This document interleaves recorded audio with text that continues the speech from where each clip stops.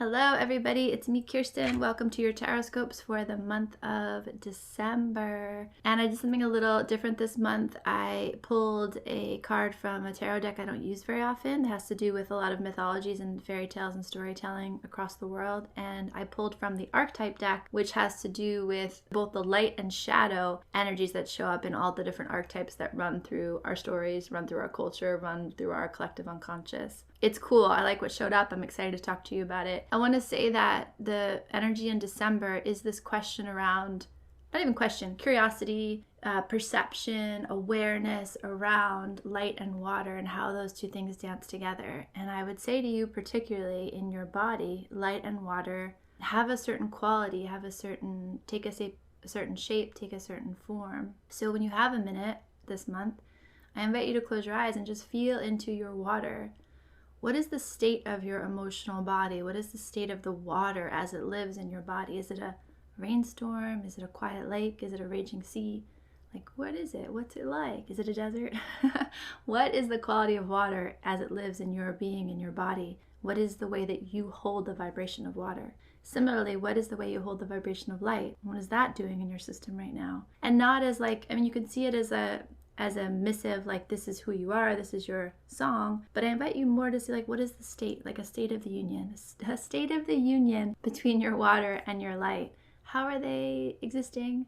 How are they coming together, or how are they not coming together? It's like just an open curiosity for everyone this month. So as I read through these cards, I just offer that to stay with you. Maybe even you take a moment now to check in with both those things as you listen to these messages and see what might want your attention. Sagittarius, let's start with you. You pulled the Five of Wands and the Knight energy, both so Sagittarius. So Five of Wands is fire energy, and it's like pure competition. The fight for the sake of the fight. It is, I just want to feel alive. I want to feel alive in my body, and so I engage in physical activities. I engage in sex. I engage in flirtation and challenge and push buttons to push buttons. Like I just want to feel it all. I want to get everyone wound up and get everyone feeling excited. And you know, Sagittarius, the best of you is the one who will fight for what matters, fight for what's right.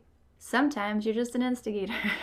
I love you. Some of my favorite people in the world, including my mother, are Sagittarius. I love Sagittarius energy, and every single one of them I've been with where they've said something and I've been like, did you just say that? Did that really just come out of your mouth? Are you just trying to cause trouble? The Five of Wands is a very clean fight, a very clean debate, a very clean competition. The trick with the Five of Wands is to make sure we don't get carried away with it. We make sure that when we know that there's a conclusion to it and we step off the field, we can shake hands and say good game and call it even, call it clean. Sagittarius does that very well. Night energy is similar. I understand what matters and I'm willing to fight for it, and I'm willing to put myself on the front lines for what matters. So that's the best of this, Sagittarius. The best of these two energies coming together is you are willing to fight for what's right, and I love that. It's beautiful. So feel that sense of purpose, that sense of courage that it takes to go out and say, this matters and I am willing to fight for it, and I can fight cleanly for it. That's beautiful. Where I feel the challenge for you this month is,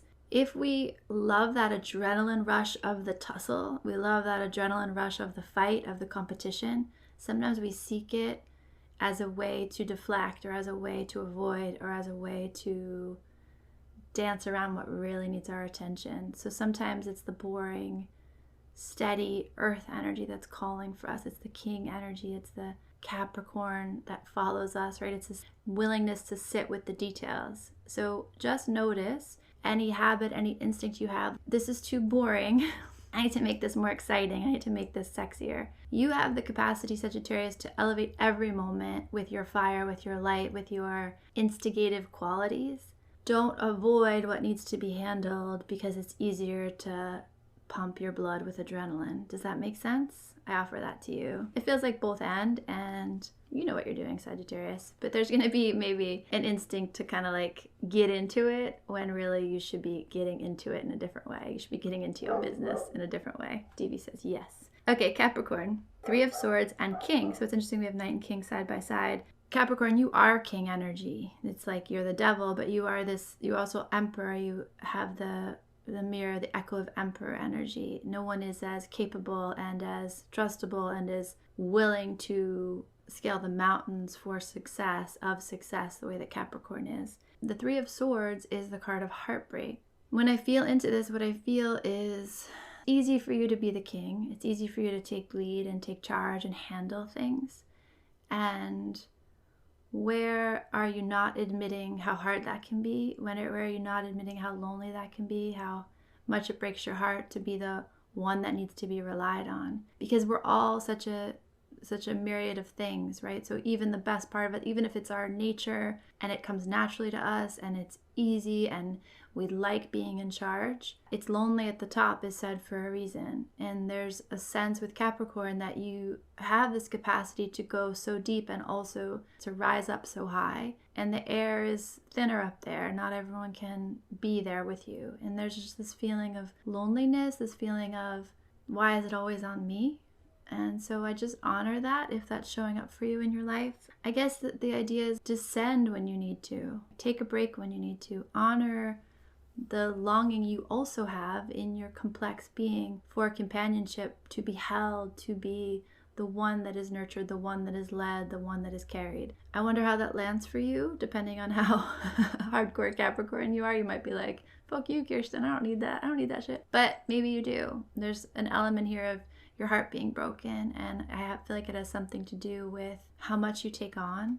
Maybe there's a need for recognition or appreciation around that, or maybe there's just a need to say, sometimes I don't want to be the one in charge. I don't want to carry it all. Tenderness with yourself, Capricorn, because there's something pretty fundamental that's asking for compassion in this energy that I'm feeling into.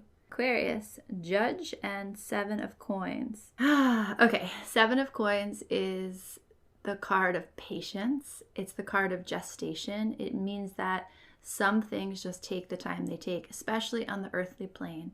We plant seeds and it takes time for the fruit to grow. It takes time. We make a baby, it takes time for the baby to gestate. We send a wish out into the universe, and sometimes it takes time for it to take form. And that can be the hardest thing, because when it doesn't appear on our timeline, we can say, did I do something wrong? What's wrong with me? Or why don't I get good things? Or why don't I deserve whatever I'm seeking? And the Seven of Coins, Seven of Pentacles comes in to say, just be patient. Rest here, knowing that the thing that wants to be born will always be born. The thing that wants to be harvested will always show up to be harvested. And there's that co-creative, relaxing my sense of my timeline and the way I think it's supposed to be, and just trusting the higher vision and the higher rhythm of the universe. And that Judge just comes in feeling really harsh. It doesn't feel like the Judgment of November, which was clear eyes. It comes in feeling like, why can't I get it right? Why isn't what I do enough? Why don't they understand me? Why? There's just this energy around kind of a harshness instead of a relaxation around what you want. That comes from wanting it so badly. It comes from the desire, the longing being true and right and strong. And so the work is, can I trust that if I feel it so strongly, if it's bubbling up so clearly and purely inside of me, can I trust that it wants to be born, that the universe wants to see this thing come to fruition? I would say your biggest work in December is patience. Patience. Everyone's favorite practice, but it's true. That's what's coming through. And maybe you could take that as a gift, in that you can relax. You've done what needs to be done. You've spoken clearly about what you want and what you need. And now you get to relax and just wait for the harvest to come. Wait for the fruit to become ripe in your hand. I hope that makes sense. Pisces, Warrior and 10 of Coins. Listen, Pisces, you are, everyone says, you're this watery fish and ungrabbable and unformed. And the 10 of Coins is very formed. The 10 of Coins is concerned with legacy and abundance and overflow. I have so much. I am blessed with so much here in the world that I can hand it over. I can overflow. And the warrior energy with that just says that you are willing to fight for your legacy, fight for what you're trying to create, fight for how deserving you are of safety, how deserving you are of abundance. This feels really good, Pisces. This feels like a sense of something larger than this moment, larger than yourself. This feels like a real grasp of what I was saying to Sagittarius, like who you're fighting for, why you do the work you do, why you have built the life you've built, and a sense of real courageous heroicism around how you're moving through your life right now. And if it feels strikes you as something that doesn't feel good, maybe the question has to do with self-sacrifice. Maybe there's a question around, are you doing this from a place of overflow versus are you doing this from a place of concern with the community before concern with yourself? There could be a sense of, I'm so generous, I'm so good, I fight for everyone. And again, like I was saying to Aquarius, do you feel appreciated in that? And the way to turn that around is to make sure you're getting what you need and serving yourself and serving your needs with as much heroism and courage and fight as you do everyone else's. But mostly it feels really good. Go on you Pisces. Like, you're fighting for your legacy, you're fighting for abundance, you're fighting for your family, and it feels really, really lovely. Aries, King of Coins and the Guide. King of Coins is the King of Pentacles in the traditional deck. Aries, this feels really good. This feels like the best version of you, the grounded, abundant, the balancing of your fire energy. You can be known for being headstrong or being a little self-involved, and this doesn't feel like that. This feels like pleasure in living, pleasure in your life, pleasure in your body, and a sense of sovereignty around who you are and what you have to offer the world. I kind of want to keep it there, Aries, because it feels really nice. Like, it settles my body, it settles me in a way that feels inspiring and kind of magical. The feeling I have is, this is someone whose hand I want to take and let them take me on a journey. There's something really beautiful about your energy here. I guess the only thing I would say in terms of a shadow, criticism of the King of Pentacles is that he's immobile, that he's kind of grown into his own comfort, and that's all he can see. The Guide energy with this says that you're on the move. So there's something about this beautiful balance between being at home in the world and also being curious about what's next. It's a really nice energy. It's kind of Gandalf-y. I love it, Aries. Super cool. Taurus, the Lovers and Visionary. The Lover's card is obviously about connection and love, but it's more importantly about the crossroads, about the decisions that you're making in this moment. And the Visionary says to me that you are seeing things more clearly than other people might understand, and you are making decisions based on insight, inspiration, clarity in a way that is yours. And it comes back to what I keep seeing, keep feeling into this secret versus privacy, secret versus sacred. And there's something sacred about your sight right now. So stay with yourself, stay with your, what I just said at the beginning of this podcast, light and water. Light is very active in you. There's this North Star energy with you. Feel in your body where the light lives. Feel in your being where the light lives, and trust it. Keep coming back to it. Keep trusting it. And as you hear kind of the voices or the opinions around you of which way you should go, really, really keep coming back to what is right in your heart, what is right in the light for you. Also incredibly beautiful energy. The sun, it feels like warmth. It feels like you are on the right path. That feels like a firm confirmation of the fact that you're on the right path. That's really nice. Gemini, Samaritan and the Sun. Gemini, okay. There's a lot of heat in these two cards together and a lot of warmth. The Sun, as we know, is the most joyful card in the deck. There's something very warm and activating and freeing about the energy of the Sun. I mentioned that one of the challenges of the Sun, or one of the medicines of the Sun, is like, where are you not accessing joy? Where can you not find joy? Where's joy right in front of you and you are blind to it? One of the other challenges with the Sun card is the Sun can burn too hot. So the sun, we can't have full force of sun on us all the time, or it's too hot, it's too uncomfortable, it can burn us. Samaritan is, the best part of the Samaritan is the one who will help those of us most in need. So the best way of reading this, Gemini, like the best thing I can feel in this, your lionheartedness, the courage you have to put your hands, put your light, put your heart where it's needed most. It does go back to that Sagittarius. It reminds me of the Sagittarius energy, which is always interesting, right? The Gemini-Sagittarius axis. But what's coming through more strongly is a sense of righteousness, a sense of, do you ever have someone help you or see them volunteering to help others, and there's this sense of that savior quality of, they don't know any better and they've only known this one way, but I'm here to show them, I'm here to save them, I'm here to rescue them. Be careful of that. it's something I talk about in Circle a lot when people share, and then other people have the instinct to like fix it or tell them it's okay or not to worry, and it's like we don't need to save each other that way. We need to respect each other's journey. We need to listen with compassion and release judgment, release projection, but no one needs to be saved. We're all equal here in terms of our essential self. When you're reaching to help another, I hope you feel strong and confident and courageous as you do it, but be careful of the pivot from conscious and courageous to measuring who's better, who's more deserving. Like, just be careful of that savior complex, kind of an arrogance. Sorry, Gemini. But just like notice that the best part of you is the one who shines the light and equally on all people. Your beautiful, mutable mind, your beautiful, mutable energy that can say, I see all sides of this and I see that we're all worthy. And then sometimes when we're feeling ourselves, we don't even realize that we're sending out this energy of like, I've got it together. What's wrong with you? Just be careful of that. I'm sorry. I hope that's helpful. That's what's coming through. Balance in all things, Gemini. You of all people understand that. It's interesting. It does touch back to what I was saying with Sagittarius. Something about burning through energy that doesn't actually get us to the core of what's happening. A little bit of smoke and mirrors. Love you. Don't be mad at me.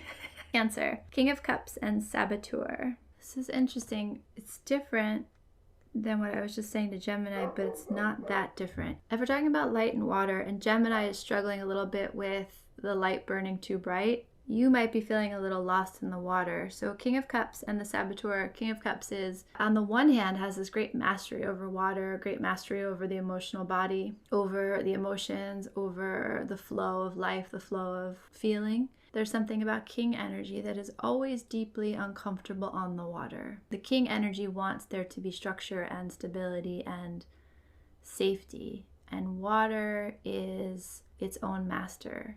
When you have the King of Cups and the Saboteur, the King of Cups in this deck is this beautiful dragon, this beautiful water dragon. And so there's this mastery and this powerful nature in terms of, again, flow of feeling, which feels like a very specific phrase that wants to come through. And the Saboteur is the ways we disempower ourselves. In its light attribute, it has to do with noticing where we are handicapping ourselves. In its shadow attribute, it's just a handicapping of ourselves without any real clarity around that. So just notice that you might water down this month. I think you had a little bit of a tricky month last month too, so I just send a lot of love and support for wherever you are. But what I'll say to you is that the way that I said in the beginning to feel into the light and the water, your work here this month will be to feel into the light. You have plenty of water. There's a lot of water here with you. So where does light live in the water? And as I say that, I see that beautiful image of when you take a photograph underwater and the light is filtered through the water. That's what's needed here. There's something like some illumination, some reflective, some sparkle that is calling down from the sun to illuminate the waters. That would be the guidance from these cards this week. That would be the offering from these cards. When you're feeling heavy in your water, remember the light. Leo, Trickster and the Hierophant. Okay, so these are like complete opposite energies. The Trickster is the one who cares less for convention, and the Hierophant is the one who lives for convention. The Hierophant in its highest calling is the bridge between us and the sacred, us and the mystery, and the Trickster is the one who kind of leaps off the cliff into the mystery. So there's this, you can see this like natural conflict between these two things. And when I feel into it, what it feels like is a natural conflict kind of within yourself. There's some push-pull happening in your own life about the part of you that wants to really be free and the part of you that feels responsible. And it's similar to what I was just saying to Cancer. The King of Cups energy has that same vibe. The King of Cups is always 1 foot on the land, 1 foot on the water, wants to kind of swim in the ocean like the mermaid that he is, and at the same time knows he has a responsibility here to rule the sea. It's similar to your energy of there's some part of you that wants to just throw off the mantle of responsibility and maybe do something a little bit dangerous, and there's another part of you that feels the weight of responsibility as the gift that it is, and with a certain gravitas. I guess I bring your awareness to that sense of conflict for you to be conscious around it.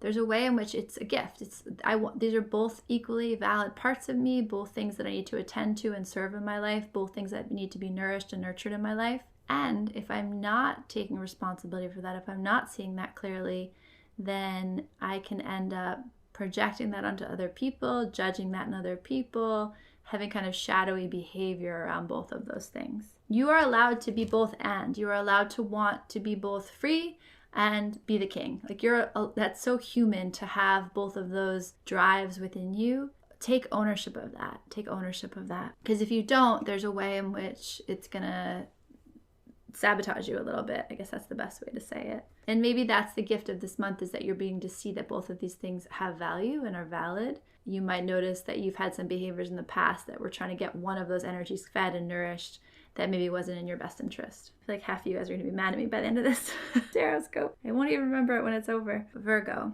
Queen of Cups and the Gambler. Well, Mamacita, your intuition is strong. It reminds me of what was coming through for Taurus, in that that's interesting, Virgo and Taurus. There's some deep knowing moving through you. It's so beautiful. This light water thing is just so beautiful and interesting, and it keeps coming through in these incredible images in my mind. Taurus one felt like this light that you keep following. The Virgo, it's coming through like this water you keep following. Like you're just following the stream. You're going with the flow, like we talked about a couple weeks ago. Like you're just trusting even the blockages, even the detours. I'm following the flow. There's some deep river of knowing that I'm tracking this month. I just give you such permission to do that. It's such a beautiful mirror to the Taurus. So if you haven't listened to that one, go listen to that one. It's such a beautiful mirror. There's just this incredible, it doesn't matter what other people think. It doesn't matter what other people say. You are right. You are right on track. There is a flow that you are connected to that is deeply right. And again, not righteous, but right. There's something about it that is balanced and correct and taking you exactly where you need to go. You have such permission to really trust yourself this month. Libra, Knight of Coins and the Fool. So Knight of Coins is the Knight of Pentacles, and he is the most trustable knight. It is the knight that we can really rely on, that takes their time. Sometimes it moves too slow. We're like, come on already. But they're the ones very willing to wait for the harvest. So who did that come up for? Oh, for Aquarius, the idea of impatience. Like, I don't want to wait for the harvest. The Knight of Pentacles is so willing to wait for the harvest. They're so willing to nurture and shepherd the early seeds they plant. The Fool is not. The Fool wants to play and explore and be free and young, not account for tomorrow, not account for yesterday, just be here now. These two cards coming together, it again feels like a balancing energy. What I feel though is there's some part of you that's more heavily in this, I have to stay here. Like there's not stuckness, but steadfastness that is both lovely and maybe a little sticky, a little tar, like a little murky, a little heavy in your body right now. The Fool is actually an invitation. The Fool is like, come play a little bit. It's okay. Crops are still growing. You can come play a little bit, and I promise it'll be there tomorrow. The Fool just, there's a little bit more of a carefreeness that the Fool is offering you in this moment. It's really nice, and just feel into, again, those two aspects of you, the way that Leo had to feel into those two aspects of you. There's a part of me that knows I have things to tend to, and I have to stay here, and I have responsibilities. And then there's also the whisper of the wind, and some days it's okay if I follow that. I don't think you'll be taken off course, Libra. I have a feeling that it'll reinvigorate your watchfulness, your carefulness, your tending to whatever it is you're tending to. You need a little bit of a breeze. You do need to kind of open the windows and let some fresh air in. That feels like the right metaphor. Scorpio, Advocate and Temperance. Scorpio, you have a tendency to be fixed. You are a fixed sign. You are powerful, powerful, powerful, and so capable. You really see, you have the fixed capacity to get it done, to stick with something. And something about the Temperance and the Advocate coming through feels like a sense of fixedness that might not be serving you right now. There's a way in which you're taking your perception of the way it should be and you're kind of placing it on other people, other things, other projects. So just notice that. The way that like a breeze wants to blow through for Libra, a muscle relaxation wants to show up for you. So Notice tension, notice firmness, fixedness, and whatever you need to do to kind of mitigate that or relax that, or relax that feels right. It feels like what the thing that comes through is like, you know how to get something done, and you are seeing a project, a person, an experience, your work with that view of like, this is how we should do it. And there's something about that that's too firm or too, like, not everyone can move at that pace. Not everything should be run through that filter. There's something about improvisation, flexibility, that's it. Whatever you're beholding and it feels important to you, don't forget to be flexible about it. Don't forget that your fixed nature is a brilliant gift, and so is the capacity to be flexible. It's interesting because these cards feel very lovely, but the feeling in my body is this push-pull between tension and fixed energy and flexibility. Maybe it's this idea like you're not responsible for the whole world. You're not responsible for everyone and everything getting done on the right time. This is faith. This is faith. Just because I have an idea of how something could be done doesn't mean it will be a disaster if it doesn't happen that way. Okay, keep your mind open to so many possibilities. Keep your mind open to the idea that the temperance always reminds us that there is a plan. There's a divine plan, a divine order, divine rhythm, and you're not in charge of that, Scorpio, as much as you might feel responsible for it sometimes. Whew, okay. I hope we're still friends after this. I feel like the monthly energy readings come through so positive collectively. Like, it's so beautiful, and all we're working on globally is so lovely. And then we do these individual tarotscopes, and it feels like life and universe being like, look at your shit. And I hope that comes through as service. I hope that comes through as a gift and not a judgment, because I truly forget everything I say the minute I say it, and I have to listen back to this for my own signs as much as you might listen to it. Like, I don't know what's coming through. I'm just trying to channel and get out of my own way, and I hope that is helpful to you. I send you so much love, and happy December. And you know what? If I said anything that you don't like, you can just toss it out the window. None of it needs to be held. None of it needs to stay. It's all just a gift offered freely in my open hands from me and the tarot. Bye.